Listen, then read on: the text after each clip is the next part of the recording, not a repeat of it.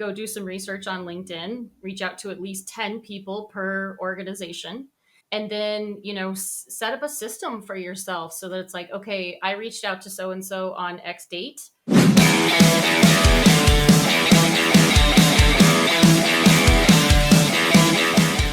Hey Sonja, welcome back to the show. Hey, Max, thank you so much for having me back again. So, what's going on in your world the past year since we've last? I think the last time we came out was 2021. I think so. Yeah. So Yeah, how has sounds about things right. been for your business and everything? Yeah, everything's great. Continuing to support clients. I primarily work with mid to senior level professionals, mostly in the tech market. Lots of changes happening in the job market, which I'm sure that we're going to chat about. But other than that, just staying busy, supporting clients, having fun, trying to have work life balance myself, just like I'm sure that we recommend our clients to do. And in terms of the last time we talked, how has the job market changed from that point in time to right now? Yeah, lots of big changes, right? Like basically what I've seen is that, during the pandemic, at first there was initially a big, huge scare. But then companies, at least in the tech market for sure, started hiring a lot. And I think that they really overhired during the pandemic because there was a huge demand at that point in time. Since then, we've started to see an economic recession pop up due to, interest rate increase and a number of other things that are happening. Now all the big tech companies have been laying off people, by tens of thousands of people. So um, it's an interesting space in the job market right now. I know a lot of clients are having challenges getting hired, and but there's definitely still lots of opportunities out there. You might just have to look in different areas than what you're normally used to. And that's a great segue to our conversation. So for my listeners, for my new listeners, last time I brought Sonia in was to talk about salary negotiation and how to maximize your compensation. And this time around, I want her to talk about creative job search techniques that work. One of the main things, as you already said, Sonia, is that right now the market's fairly competitive, and Mhm. people are just fed up with applying online. And the two main strategies that a lot of people know about in terms of job searching is applying online to a lot of jobs out there, such as Indeed and LinkedIn job boards. Mhm. The other avenue is through networking and hopefully generating a conversation from a target company, like these people working at these target companies, and then potentially get referral for that position. So those are the two main ways. But you have some additional creative job search techniques that may not be as popular that do definitely work. So why don't we dive into that, and you can just go through those job search strategies. But before we Yeah. get into it, why don't you tell us like how you were able to discover these strategies? Yeah, for sure. I mean, a lot of what I teach clients really come from my own personal career journey. So just me having tested and tried the market and, come up with my own creative strategies as well. And, sometimes it's like, we hear network, network, network, but if you don't have like a blue blood network to draw from already, then sometimes it's really hard. Like, Max, you said it earlier, like getting an internal referral is definitely a wonderful strategy. So, you can definitely apply for jobs online. But then if you know somebody on the inside, if you can actually ask them to refer you in, that's a super helpful strategy. But if you don't already know somebody on the inside, or they're not even in the right space on the inside, like ideally, the more closely aligned the referral your referring partner is to the job that's hiring, the better.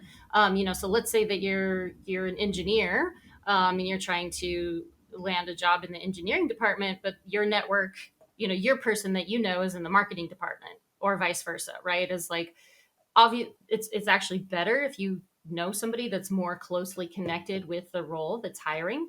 But even if you don't, have somebody that's directly in that department, finding somebody inside the organization can be your best strategy. And if you don't already know somebody who's in that organization, well, then you have to find a way to get to know somebody who works in that organization to refer you in. So what is one of the best strategies is, go ahead and apply for the job online.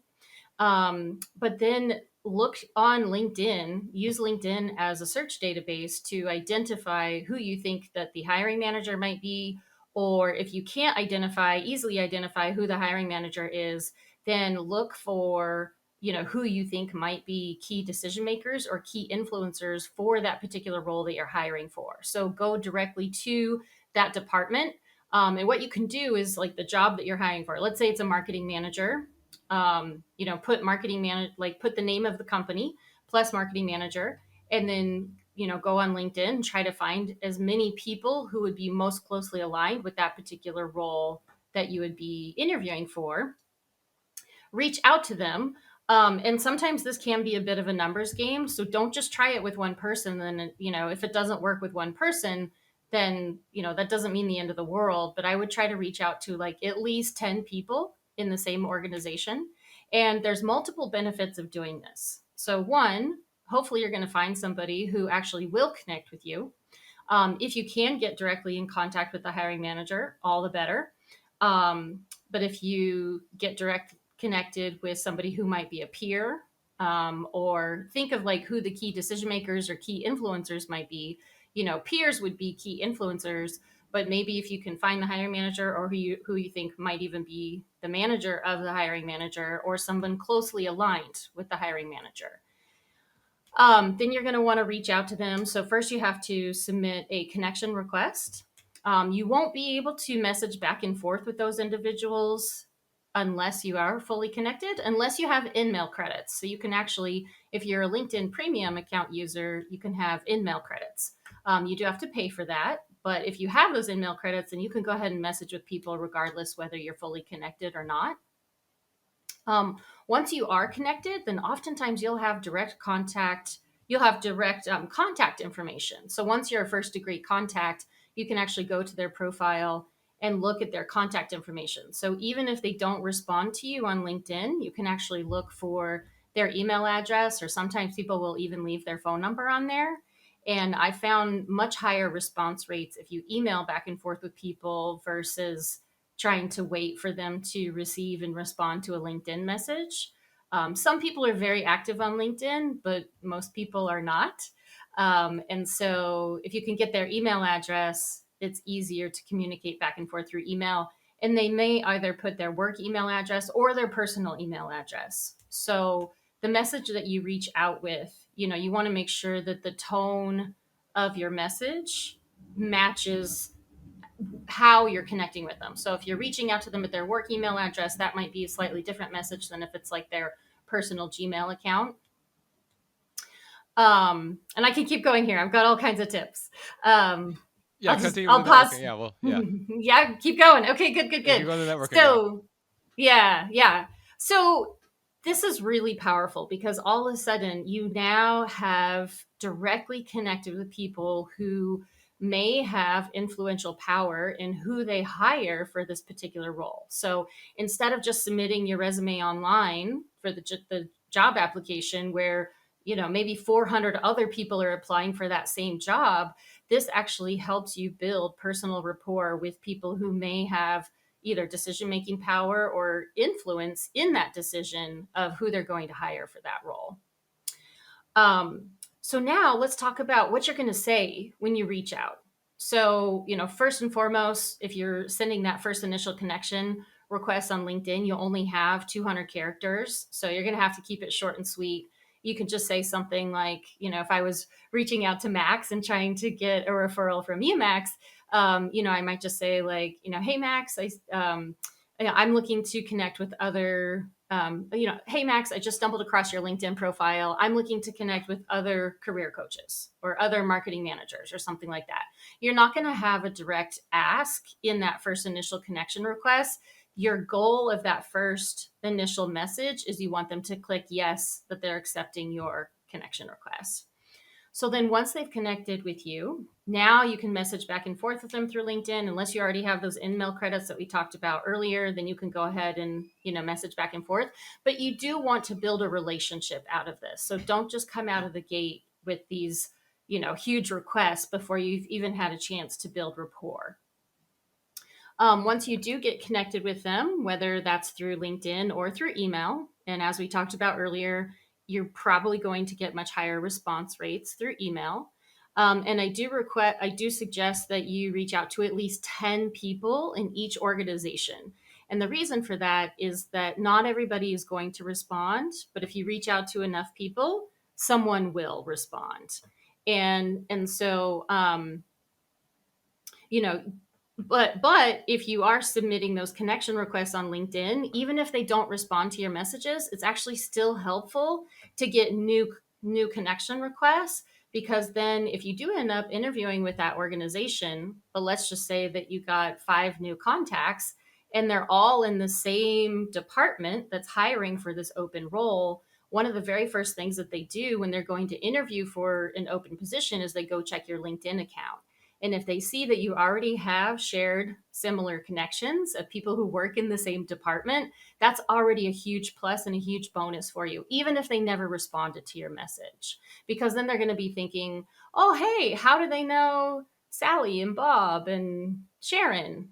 So that might actually be a conversation starter right off the bat. And then if they ask you, hey, how do you know Sharon? You could say, you know what, I was actually so excited and passionate about this position that I took the initiative to go ahead and reach out to people who work in this department because I really wanted to get a better understanding of what it's like to work here and to, connect with who some of the people who might be my new coworkers. It's a perfectly great answer. So when you actually start to reach out and connect with these individuals, say what your interest is. And actually, I've tested this a number of different ways. So I have templates that I give my clients in terms of what you can say when you reach out. I've actually found that video is the best. So this can take a little bit of extra time and effort, but if you create a personal video for that specific company, the video will perform way better than any written communication that you might have. And so, what you'll want to do is come up with a little bit of an opening statement about you and why you're interested in this organization. You want to keep it short and sweet. So, have it be like, maybe one minute, 2 minutes max. And just come up with something about, why you're so excited about working for this role and why you'd like to have a conversation with them. And so then you can submit the video. Now, here's the thing with video is that you can actually include a thumbnail of that video in your communication, either through the LinkedIn message or through email. And it's going to pop up, that little video thumbnail. So that's way more powerful than a bunch of written text because everybody loves to watch video.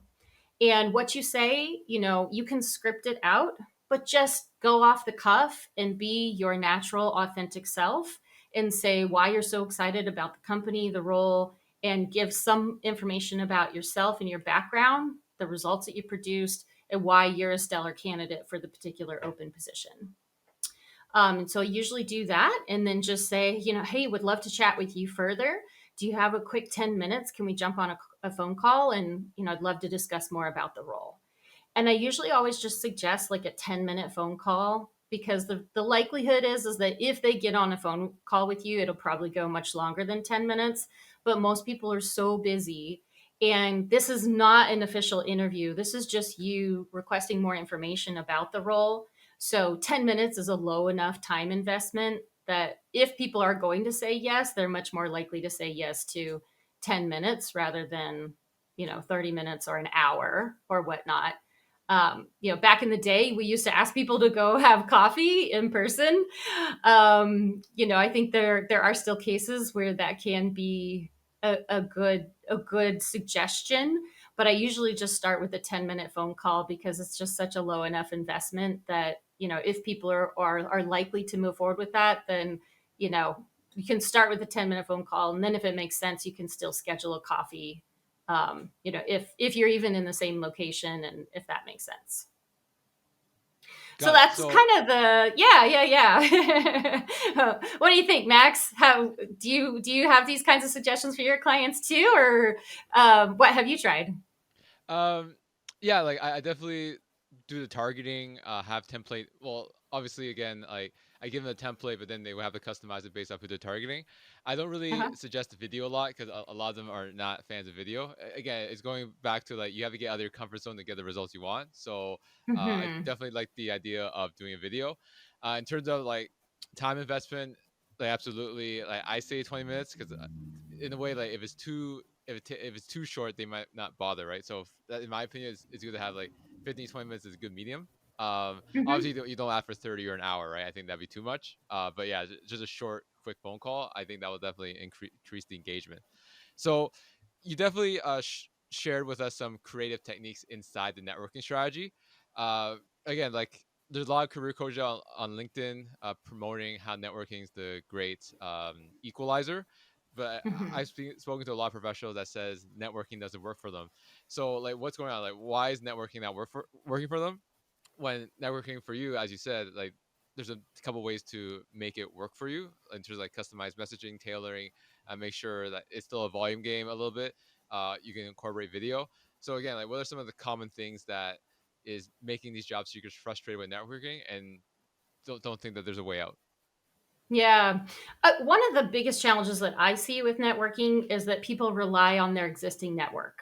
So, they reach out to friends and family, which if you went to like an Ivy League school and you have this like very well connected, integrated network that can get you directly in contact with the CEO of all your favorite companies, great. Awesome, go for it, right? And it's not that you have to connect with the CEO, but if you don't have friends in the right places, then look outside of your existing network. One of the best pieces of advice that I received at one point in my career is build your network before you need it. So sometimes it's challenging as a job seeker because you're in a position where you need your network now, but you actually need to go and build it. So if you need to be thinking strategically about, are you connecting with the right people? Because I think a lot of people just think, oh yeah, I need a new job, I'm going to go network, and then they contact the same people that they talk to all the time, and they say, hey, do you know of anybody who's looking for someone that has my skill set? And if the answer is no, well then that's kind of a dead end right there. So where and how can you go find the right people that you need to be talking to? So that's why I really focus on key decision makers and key influencers within the companies who are actively already hiring, because so you do kind of want to do this unique combination of go look at the job boards, go see who's hiring, go see what roles are available. Sometimes there are going to be additional roles that are not available, that are not posted online, but you never know that until you start talking to the right people. So in this way, what you want to be doing is develop a much more targeted job search where it's like, okay, what are my top companies, right? And so I kind of think of the job search as happening in stages. So first and foremost, go to the job board, see who's hiring, kind of get the numbers out there, like apply. I always suggest applying to at least a minimum of 20 jobs per week. um, so apply to at least 20 jobs per week. If you're completely unemployed and you have extra time on your hands, apply to more. If you're employed in a full-time job and you don't have the time or effort to do that, that's okay, you can apply to less, but you're probably going to see lower results too in terms of your yield rate of how many interviews that you'll get booked, as far as how many jobs you're applying to. But then, there's also this extra added layer of networking that, can sometimes be even more impactful, which is like, find the jobs that you're most passionate about out of all the jobs that you apply to. Which ones do you really want to see them call you for an interview, or you want to see it through to the next step? And then go use LinkedIn as an opportunity to find the right people to connect with. And then, this is like business development, so to say. Like when you're searching for a job, it is a bit of it's like marketing and sales. So you have to learn how to market and sell yourself. And most people don't say yes at the first time that you try to sell them something. So you do need to follow up with people and, get a system set up for yourself so that even if they don't reply to your first message, you're going to reach out repeatedly, um, to a number of different people to see where is your opening, where is your in, and how can you move beyond all of the other candidates who are also competing for that same open position. So you make a good point in terms of like you have to treat your job search as a sales process, right? You have to prospect, which is like networking. You have to have your sales proposal, which is your resume. You have to follow up. As you already said, they're not going to say yes the first time. You do have to follow up, build up the pipeline. So how what would be like percentage wise from your experience in terms of like response rate of these networking messages? Because again, like I've talked to a lot of professionals saying that networking doesn't work for them, but then when I dive Yeah, deeper, they reach out to like six people and then they say it doesn't work, right? So there's a certain right. number that you have to like reach Yeah, out to, and so then you have to do the math behind it to see if it's yeah. actually your efforts are actually getting results compared to like giving up too soon. So what are some benchmarks that professionals uh, should use when it comes to networking to see if they're on the right track? Sure. Yeah. Well, so as we talked about earlier, I suggest applying to a minimum of 20 jobs per week. Out of those 20 jobs, you figure out which ones are your most favorite, you're most passionate about, right? That maybe that's going to be the top 5, maybe top 10. So let's just say 5. Those 5, go do some research on LinkedIn, reach out to at least 10 people per organization, um, and then set up a system for yourself so that it's like, okay, I reached out to so and so on X date, I will reach back out to them again in 3 days time. And persistence is really what's most likely going to pay off. So, in terms of numbers games, you asked me that. I do a ton of outreach on LinkedIn, even just for my business.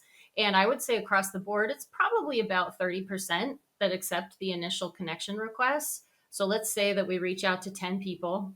Then, maybe 3 or 4 of those folks are going to accept the connection request. Then you're going to message back and forth with those 3 or 4 people, either through LinkedIn or through email. And as I shared earlier, I've gotten much better response rates through email.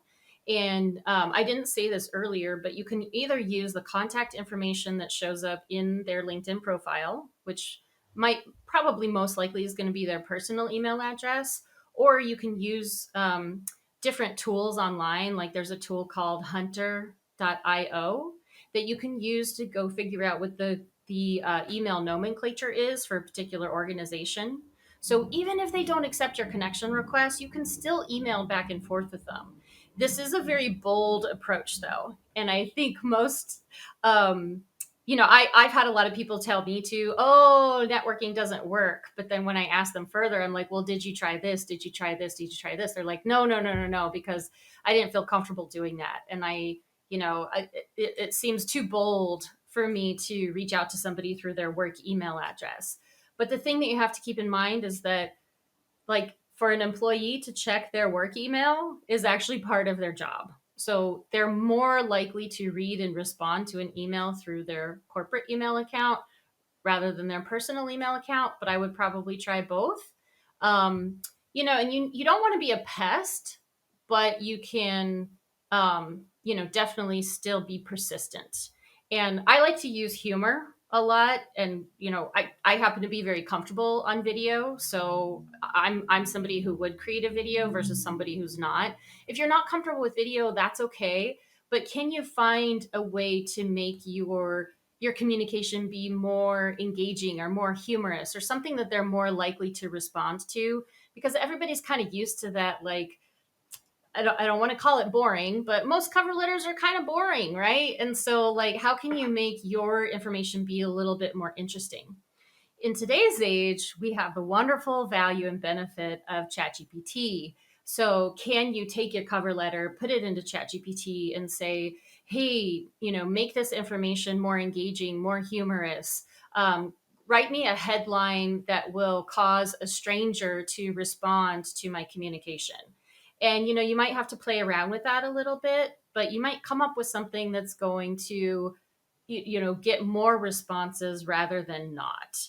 Um, but you really have to, if you find yourself saying networking doesn't work, then you have to figure out how can you make it work for you, and are there some different strategies that you actually haven't tried yet, or are you just taking the easy way out and saying, oh, I tried that when, like Max said, maybe you only tried sending like 3 emails and then you got disgruntled and quit. And it's much easier to say, yeah, that didn't work for me, versus actually putting the effort into it to make it work for you.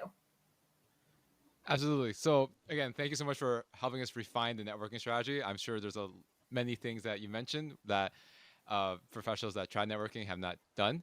And I love the hunter shout out. I've done that too. And again, like big companies, they will have that email pattern. So even if Hmm. you can't find the individual you're looking for his email, if you go to like executives who tend to have their email public, you can probably like copy their email format and email that person that you're looking for, and it will probably Hmm. work. And again, like I work in corporate roles and I'm on my email all the time, the work email. So they 100% will see it. That maybe not necessarily on LinkedIn. They might not be on LinkedIn unless they're looking for a job themselves, but 100% they will see your email if you send it to their work email. Now, whether they respond or Hmm. not, that's a different story, but that's what the tips you provide earlier would help in terms of increasing the response rate. Yeah.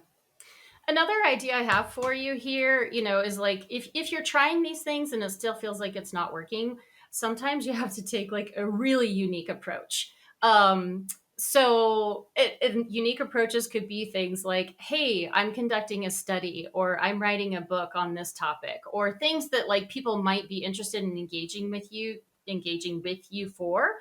So you don't want to lie. You don't want to like suddenly invent something that you're not going to actually see through the process.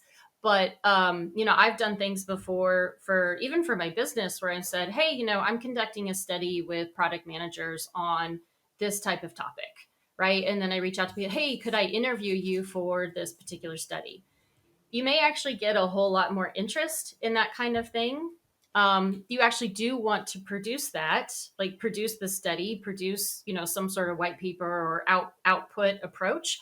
But let's say you're trying to get a job as a product manager, then you go create this like thought leadership piece, and then you can actually talk about that as part of your job search, right? Like even if you let's say you have a gap in work experience and people say, "Oh, I see that you've been unemployed for the last 18 months. What have you been working on?"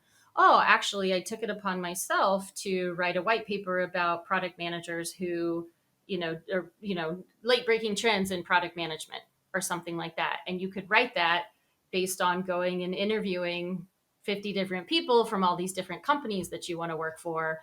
But then while you're having that conversation with them and you're interviewing them, because they want to be interviewed because maybe they want their name published in this white paper or whatnot. Then as part of the conversation, you could say, "Yeah, thank you so much for your time here today. This was really helpful. I actually am looking for work. So, I don't know if you know of any open roles at XYZ company or if you know of anybody who is currently looking right now. But if you do, would really appreciate, if you keep my name in mind, or even be more bold than that. And don't just say, if you know anybody, actually say, who do you know who's looking for someone that has my skill set? Can you please introduce me?" Right. So you always want to be kind of like pushing it forward to the next step. So sometimes these are creative strategies that you might have to try something. You have to go above and beyond. You've got to do something different. But something like this will actually get you recognized and noticed. And then it can be a really cool piece that you can talk about in your interviews, where you're also setting yourself above and beyond all of the other, same similar professionals who are interviewing for the same role. So we've talked a good chunk of networking strategy for our discussion currently. What are some other creative job search techniques that you would recommend? Those are quite honestly, those are the biggest ones that I would recommend. Getting referrals, that's always the biggest thing. Employers are much more likely to try to interview people that they know are referred by existing employees. There's a number of research studies that have been done out there on that. If they hire somebody who's friends, quote unquote, friends with somebody who already works there, the retention rate of both employees dramatically increases. So even if you're not already, long-term friends with somebody, if you can find a new friend who will refer you in, companies are much more likely to move forward with somebody who is referred in because there's a much higher, trust factor that's kind of like built into that. And also, they think that you're more likely to stay longer. So it actually saves the company a lot of money versus if it's just somebody who comes in and out in 1 year, that's actually very expensive for organizations. So, I mean, those really are the big strategies. Applying for jobs online, getting referrals from people that you know who already work there, finding people, connecting with people who can give you a referral, like building your network so you can get those referrals, and then, maybe trying something new and different to, build and create that network. And maybe you're going to actually produce a really cool like thought leadership piece in the process that you can then talk about during your job interviews. um, those are the big things. I mean, of course, there's always, you could do wild and crazy things like show up and, wave a banner outside of the corporate office, but I wouldn't necessarily recommend that. I don't think that's going to get you much further. Um, other things that you could try is if you can figure out where these folks are hanging out, like there's not really as much in-person networking happening these days as before the pandemic. A lot of that is starting to come back online, but if you can find um, special interest groups, professional associations, things like that, and you can find where people are hanging out, um, go and get involved there. I've actually gotten a lot of referrals for open positions because I used to be I was like on the board for various different professional associations. And when you get involved in an organization, you don't have to be on the board, but if you volunteer your time, you're there inside of a group of professionals who do similar types of things as you. That's a really wonderful long-term strategy. It's not always the easiest short-term strategy though, because usually that's going to take several months to really build those connections and have people know who you are. You said try to apply to 20 jobs a week, right? So in terms of like Uh-huh. connection requests and conversations, like how many connection requests or emails should they send out? How many conversations should they try to generate? What are some of those like metrics that they should be accountable for? Yeah, I mean, really, the short answer to that is as many as possible, right? Is like, I mean, try to create as many connections as you can because you're gonna accomplish your goal faster. With that said, looking for work can be a challenging endeavor. Like, I mean, most people don't just like love applying for jobs, right? Like, and so sometimes you just have to, set your limits, right? And just say like, here's how much time I'm going to put into this today, or I'm going to work on this until I've submitted 5 applications today, or I'm going to work on this until I've submitted this many connection requests. And try to make it fun and light and easy. Like if you approach this as if it's a grind, it's going to be a grind. If you approach it from the right energy, and I will say this, I think that this is another creative job search strategy, and I have found this to be true in many areas of life. Is your intention really matters, right? If you walk into the job search process and you think, oh, this is going to be so difficult, this is so hard, so many companies have laid people off, there's no jobs out there, who would ever want to hire me anyways? Like this very low grade energy. But if you can find a way to approach it from a space of like, oh, wow, wow, I have a lot to offer. And whatever company hires me is going to be incredibly blessed. And they're going to be blessed, and I'm going to be blessed because it's going to be this wonderful, amazing opportunity where I'm going to, enjoy my coworkers. It's going to be the right culture fit for me. Maybe I'm going to make even better money than what I was making in my previous position. Um, and I am actually spiritual, and so I engage with my higher power. Now I know that not everybody is spiritual, but if you do believe in a greater creative source other than you, I definitely recommend engaging with that as well. Um, if that's not your thing, no worries, but it's worth an experimentation and a try to see what happens as well. It's like miracles happen, and why not give it a whirl? Why not see what happens? And really, as much as like praying or putting that intention out there, like holding the right energetic vibration, I've just found that to be one of the biggest keys to that line of success as well. What's your thoughts on positive affirmations? I think positive affirmations are great if that's what does it for you, right? Is like if you read a positive affirmation that makes you feel, all warm and fuzzy, great, keep doing it, right? Or find the right one that works for you. If affirmations don't do it for you, find something else that does. meditation works for some people, sometimes it doesn't work for others. Putting good music on in the background, that always helps me. Like music helps me, feel enlivened and more excited. So if I have like a big chore, like I got to go apply for 20 jobs this week, you better believe I'm going to be putting some good music on in the background. I'm just going to like, find that way to like whistle while you work, so to say.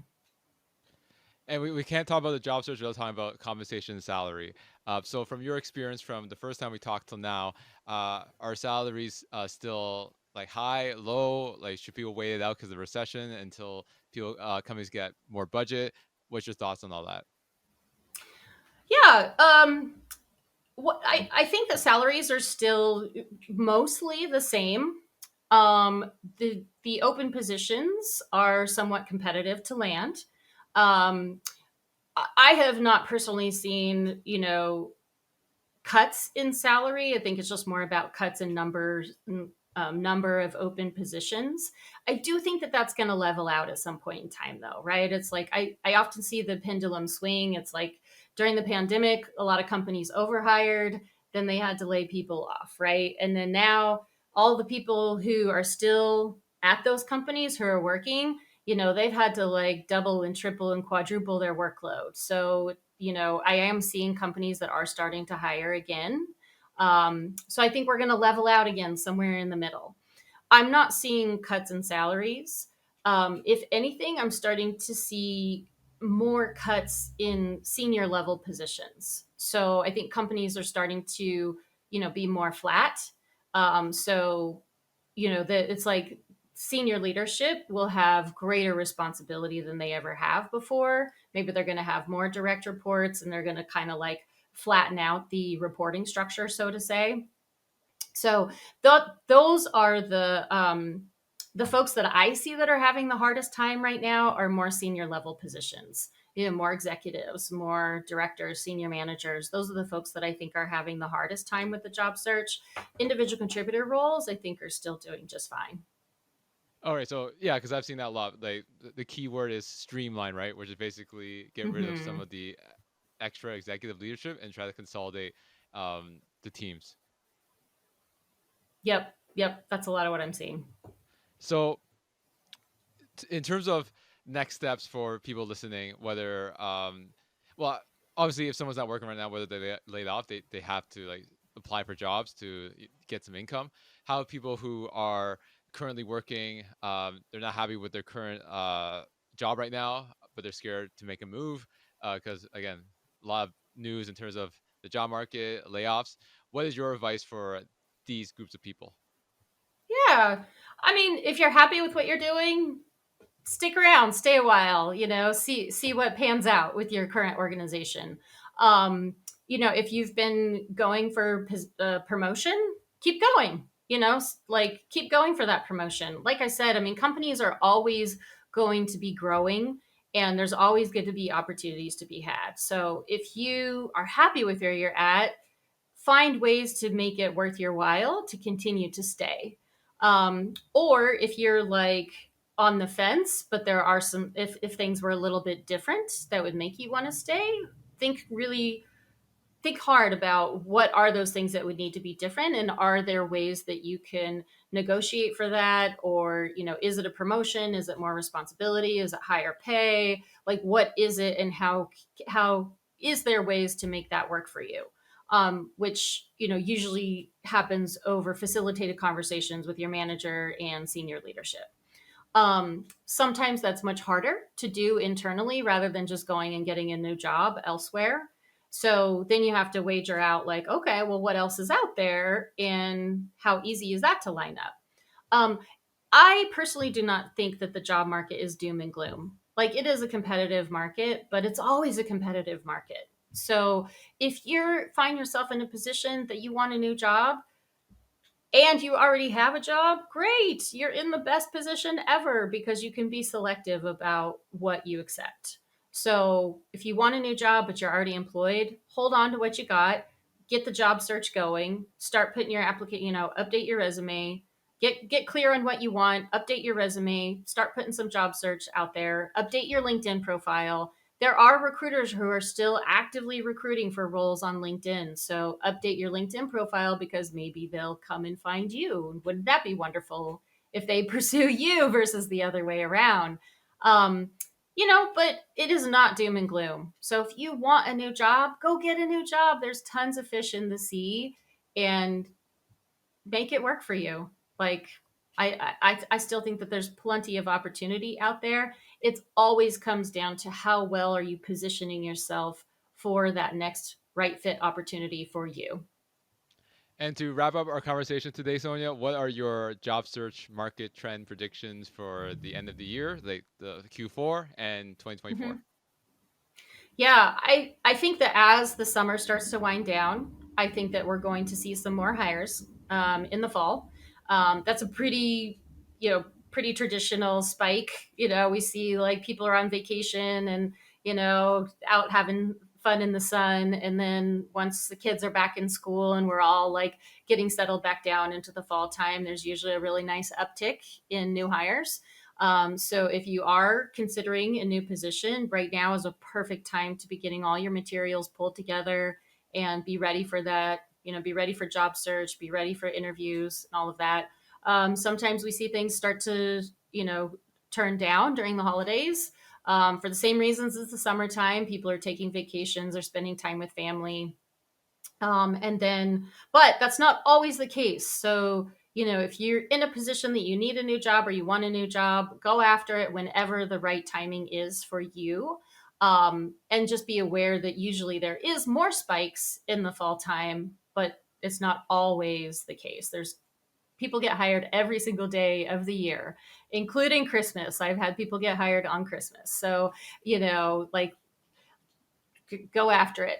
I think probably January timeframe, we're going to see in January, February, March, we're probably going to see another spike. Like I said earlier, a lot of the companies that overhired during the pandemic and then they laid a bunch of people off. I think as we move into the fall and into the new year, I think we're going to start to see those companies start to hire people back again. So I think we're going to see a strong market. I know there's also this other funny thing going on where, the feds are trying to increase interest rates. They're actually actively trying to increase unemployment numbers as well in an attempt to lower inflation rates. Um, but I don't think I mean, that will have some impacts, but I don't think it's going to be so massively impactful that it should stop you from taking action towards what you really want and what's the right next thing for you in your career. Don't ever let any market conditions hold you back from pursuing what's best for you, because there's always ways to make it happen. And if someone's willing to take action in their job search to get their next job and they want to work with you, how can people reach out to you to learn more about what you do and how you can help them? Absolutely. Yeah. Thank you. You can come to dynamocareers.com. Plenty of information on there. You can reach out to me directly through the Contact Us tab. So it's Dynamo Careers, DYNAMOCAREERS.com. You're also welcome to reach out to me on LinkedIn. My name is Sonja Price, SonjaPrice, and I would love to connect with you. Again, I always appreciate you coming on, and maybe I'll see you next year. Sounds good. Thank you, Max. This is a great conversation. Thank you so much for watching. For more content on careers, job search, and self-improvement, make sure to hit that subscribe button.